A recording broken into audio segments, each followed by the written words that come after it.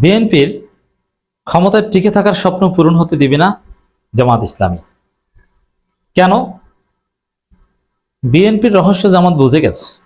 দেখেন, স্বাভাবিকভাবে জনগণের ভোটে বৈধভাবে যদি কেউ ক্ষমতায় থাকতে চায়, এটা ঠেকানোর সাধ্য কারণেই, এবং কেউ ঠেকাতেও পারে না। এতে বড় বড় ব্লান্ডার করলেও জনগণের ভোটে ক্ষমতায় আসলে একদিন আগেও তার নামা লাগে না। দলিল হচ্ছে 2001 সালে বিএনপি জামাত জনগণের ভোটে ক্ষমতা এসেছিল ফেয়ার ইলেকশনে, নিরপেক্ষ সরকারের অধীনে নির্বাচনের মাধ্যমে, যার ফলে 5 বছর মেয়াদ পূরণ হওয়ার একদিন আগেও বিএনপি সরকারের পতন হয়নি, বিএনপি জামাত সরকার টিকেছিল। এমনকি এমন এমন ভয়াবহ ঘটনা বিএনপি জামাত সরকারের আমলে ঘটেছে, এতে নিশ্চিতভাবে বিএনপি সরকারের পতন হওয়ার কথা ছিল, বাট জোট সরকার পতন হয়নি। যেমন 2004 সালে যে 21 আগস্ট গ্রেনেড হামলা, যদি বিএনপি জামাত জোট সরকারের নৈতিক ভিত্তি দুর্বল থাকতো, লেজিটিমেসি ক্রাইসিস থাকতো, যে আসলে ভোট চুরি করে ক্ষমতা এসেছে, সুষ্ঠু ভোটে আসেনি, তাহলে 21 আগস্ট গ্রেনেড হামলাকে কেন্দ্র করেই আওয়ামী লীগ বিএনপি জামাত সরকারের পতন ঘটিয়ে দিতে পারত। কিন্তু এত বড় ঘটনা, 21 আগস্ট গ্রেনেড হামলার মতো একটা মহা ঘটনা, তারপরে সরকারের পতন হয়নি কেন? যে প্রকৃতপক্ষে জনগণের ভোটে ক্ষমতা এসেছিল, এই জন্য এই ভুলের কারণে পতন হয়নি।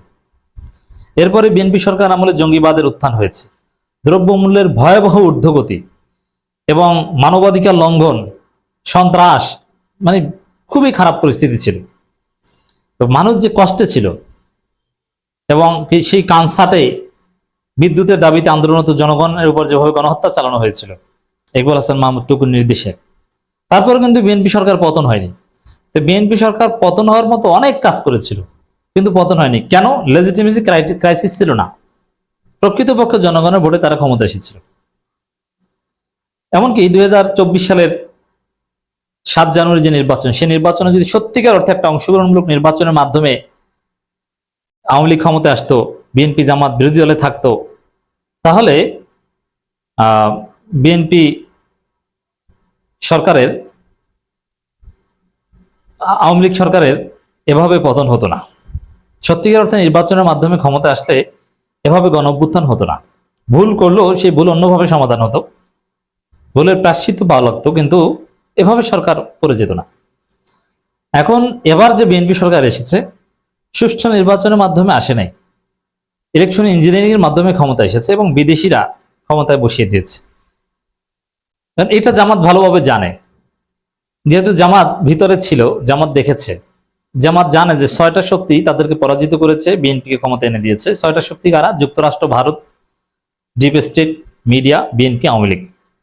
সবকিছু জামাতের কাছে স্পষ্ট, ক্লিয়ার, এবং জামাত বৃহত্তর স্বার্থে সাময়িকভাবে ফলাফল মেনে নিয়েছে। কিন্তু বিএনপি ক্ষমতা এসে যদি উল্টোপাল্টা করে, জামাতের সাথে বেইমানি করে, প্রতারণা করে, তাহলে দীর্ঘদিন ক্ষমতায় থাকার যে স্বপ্ন, এটা জামাত ব্যর্থ করে দিবে, বিএনপি ক্ষমতায় টিকে থাকতে পারবে না। সেলিম উদ্দিন একটা কথা বলেছেন, এটা জামাতের পূর্ণাঙ্গ ফিলোসফির একটা রিফ্লেকশন বিএনপি সরকারের বিরুদ্ধে। সরকার অন্যত্র মস্তক বন্ধক রেখে ক্ষমতায় থাকার স্বপ্ন দেখছে, এর মানে ইলেকশন ইঞ্জিনিয়ারিং হলেও বিএনপি ক্ষমতা এসেছে, তারা সুন্দরভাবে যদি দেশ চালায়, welcome, Jamaat will cooperate them.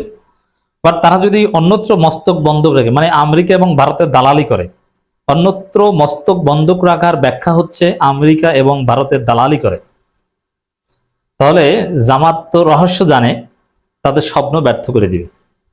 এটা হচ্ছে আসল কথা, এবং আসলেই এটা জামাতের করা লাগবে না, অটোমেটিক্যালি বিপদে পড়বে। যেমন এই যে লেজিটিমেসি ক্রাইসিস থাকলে যে অটোমেটিক্যালি বিপদে পড়ে, এই বিপদ থেকে কেউ উদ্ধার করতে পারে না। এটা হচ্ছে বড় উদাহরণ হচ্ছে আওয়ামী লীগ। যেমন আওয়ামী লীগের বিরুদ্ধে যে আন্দোলনটা হয়েছে, 24-এর গণ আন্দোলন, এখানে কিন্তু বিএনপি জামাত মুখ্য ছিল না, ছাত্ররা মুখ্য। এর মানে কিভাবে কি হয়েছে এটা বিএনপি জামাত জানতোই না, হঠাৎ করে হয়ে গেছে 36 দিনের একটা ঝড়। এরকম কোন ঝড় কখন আসে এটা বিএনপি টেরও পাবে না। তবে হ্যাঁ, নির্বাচনে ত্রুটি থাকলেও বিএনপি যদি অন্যত্র মস্তক বন্ধক না রেখে বিরোধী দলকে সাথে নিয়ে জনগণের প্রতি কমিটমেন্ট থেকে দেশ চালায়, তাহলে টিকে থাকতে পারবে। যেমন বিএনপি যদি ভারতের কথায় জুলাই সনদ, গণভোটকে অস্বীকার করার চেষ্টা করে, 72 সংবিধানকে কন্টেইন করার চেষ্টা করে, ভারতের কথা যদি এগুলো করার চেষ্টা করে, ভারতের কাছে মস্তক বন্ধক রেখে এগুলো করে, তাহলে বিএনপি সরকার টিকতে পারবে না, মানুষ অনিবার্যভাবে রাজপথে নেমে যাবে। কখন নামবে এটা নিশ্চিত বলা যাবে না, কারণ পরিকল্পনা করে এভাবে কোনো গণ আন্দোলন হয় না। এটা হঠাৎ করে যে কোনো একটা ঘটনাকে কেন্দ্র করে ছড়িয়ে পড়ে। পরিকল্পিত করে দলীয় আন্দোলন হয়, কিন্তু গণ আন্দোলন হয় না। গণ আন্দোলন হয় বিশেষ প্রেক্ষাপটে, তবে দলকে সেটা কাজে লাগাতে হয়, নেতৃত্বকে সেটা কাজে লাগাতে হয়। যেরকম জুলাই আন্দোলন শিবির কাজে লাগিয়েছে, হাসিনা দাবি মেনে নিয়েছে কোটা সংস্কারের, তারপরে 9 দফা দিয়ে অমুক দফা তমুক দফা দিয়ে নানানভাবে আন্দোলন সরকার পতন পর্যন্ত টেনে এনেছে। দর্শক, এছাড়াও যেহেতু বিএনপি জামাত একসাথে ছিল, সরকারে থেকে রাষ্ট্রের মাধ্যমে বিএনপি কি অপকর্ম করতে পারে, কিভাবে ক্ষমতায় টিকে থাকতে বিএনপি বিভিন্ন দুর্বিসন্ধি করতে পারে, এটা জামাত ভালোভাবেই সাক্ষী। কারণ জামাতকে সাথে নিয়েই বিএনপি ভুয়া ভোটার তালিকা তৈরি করেছিল, বিচারপতিদের বয়স বাড়িয়ে কলঙ্কজনক একটা অধ্যায়ের সূচনা করেছিল, আরো অনেক কিছু করেছিল। এটা জামাত সাক্ষী। অতএব বিএনপি এবার কি করতে পারে এটা জামাত ভালোভাবে জানে। বিরোধী দল হিসাবে বিএনপি যে কতটা দুর্বল, কেন দুর্বল, এটাও জামাত ভালোভাবে জানে। দীর্ঘদিন একসাথে আন্দোলন করেছে। বিএনপি ঘুম থেকে দেরিতে ওঠে না, কখন ওঠে, আন্দোলনের কোন একটা নির্দিষ্ট স্পটে থাকলে তারা কিভাবে আসে, কখন আসে, কাদেরকে নিয়ে আসে, কেন আসতে পারেন, এটা সব জামাত জানে, মুখস্থ, একদম রগে রগে রগে রগে জানে। তো সেই জায়গায় জামাতকে নির্যাতন করে, উপেক্ষা করে, বিদেশিদের কাছে মস্তক বন্ধক রেখে, জনগণের সাথে প্রতারণা করে যদি বিএনপি ক্ষমতায় থাকতে চায়, এটা পারবে না। এটা জামাত হতে দিবে না, জামাত ব্যর্থ করে দিবে। দর্শক, সেলিম উদ্দিন বলেন, জুলাই বিপ্লব জাতীয় জীবনের উল্লেখযোগ্য অর্জন ও দ্বিতীয় স্বাধীনতা। এখানে দ্বিতীয় স্বাধীনতা বললে অনেকে রাগ হয়। আরে ভাই, দ্বিতীয় স্বাধীনতা এটা তো বিএনপি তারেক রহমান সবার আগে বলেছে।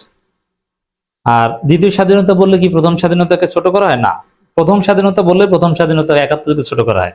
দ্বিতীয় স্বাধীনতা বললে বরং 71কে সবার উপরে রাখা হয়, কারণ 71 1, জুলাই 2, 24 2, এখানে তো ছোট করা হয় না। যদি বলতে যে না 24ই সব, 24-এর উপরে কিছু নাই, তাহলে এটা সমস্যা ছিল। যেহেতু দ্বিতীয় বলা হয়, প্রথম বললে সমস্যা ছিল, যে আগের বার আমরা স্বাধীনই হইনি, এইবার স্বাধীন হয়েছি, তাহলে সমস্যা।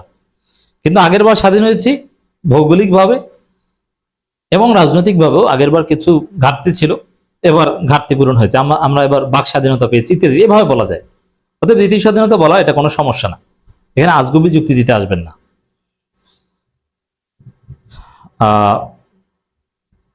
সেলিম উদ্দিন বলেন, প্রত্যেক জাতির জন্য স্বাধীনতা মহামূল্যবান নিয়ামত। সকল মানুষ এবং জাতির কাছে স্বাধীনতা খুবই প্রিয় ও আরাধ্য, কিন্তু স্বাধীনতা রক্ষার জন্য প্রত্যেকেই আত্মসচেতন হতে হয়, জাতিকে করতে হয় ঐক্যবদ্ধ।